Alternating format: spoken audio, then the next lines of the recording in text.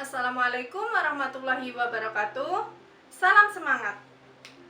Adik-adik, kali ini Kak Lia akan berbagi tips dan trik bagaimana adik-adik mengerjakan dengan mudah soal-soal fisika.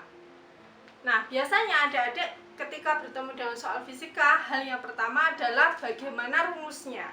Padahal sistematika berpikirnya bukan seperti itu. Nah, tips yang pertama agar adik-adik mudah mengerjakan fisika adalah tanamkan dulu rasa suka sama fisika, ya. Jadi tips yang pertama yaitu adik-adik harus suka sama fisika. Kalau sudah suka, bertemu dengan soal apapun adik-adik akan terasa mudah.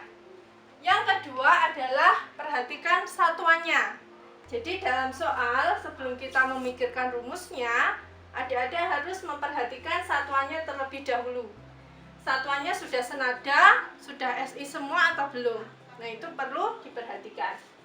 Yang ketiga yaitu bagaimana konsep dasar yang digunakan dalam soal tersebut. Jadi kalau di soal tersebut misalkan contoh soal ini pengendara mobil. Nah, konsep dari soal cerita ini adalah konsep GLBB. Maka pikiran kita sudah tertuju kepada konsep dasarnya GLBB. Apa saja rumus-rumus atau hal-hal yang harus diperhatikan di dalam GLBB.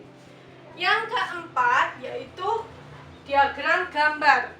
Jadi kalau ada soal cerita, jangan lupa adik-adik untuk membuat diagram gambarnya. Tujuannya apa? Agar memudahkan kita dalam mengerjakan soal cerita yang panjang, ya. Kalau ada diagram gambarnya, itu akan memudahkan kita untuk mengerjakannya. Kemudian yang kelima adalah deskripsi dari diagram gambar tersebut. Jadi kalau sudah digambar, maka komponen apa saja yang ada di dalam gambar tersebut, misalkan V, misalkan S, misalkan T, percepatan atau dan sebagainya begitu.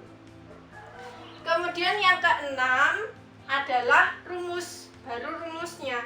Kalau sudah tahu konsep dasarnya, satuannya sudah betul, kemudian komponennya apa saja di dalam diagram gambar itu, baru kita masukkan rumusnya. Rumus apa saja yang berhubungan dengan deskripsi gambarnya itu, ya.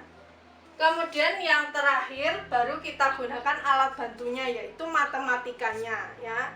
Kita masukkan nilai-nilainya, kemudian kita hitung berapa hasilnya, ya. Jadi matematika bagi fisika itu adalah alat bantu dan itu adalah yang terakhir, ya.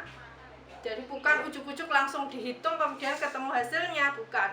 Tapi kalau adik-adik tidak memperhatikan sistematikanya, tidak memperhatikan satuannya dulu, kemudian konsep dasarnya, maka hasilnya itu bisa salah, ya.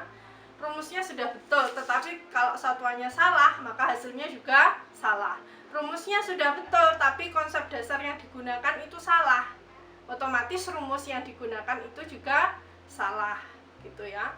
Nah, itu harus sistematika yang harus kita gunakan. Maka tips dan triknya ada 7 ini. Yang pertama kita harus tanamkan rasa suka, kemudian satuannya, konsep dasarnya, diagram gambarnya, deskripsinya, rumus, dan yang terakhir adalah matematikanya.